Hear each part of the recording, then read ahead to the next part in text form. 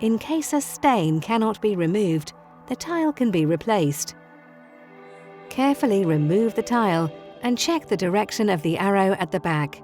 Before placing the new tile, make sure that all pile yarns are straight. The new tile should be placed with the arrow pointing in the same direction as the one from the removed tile.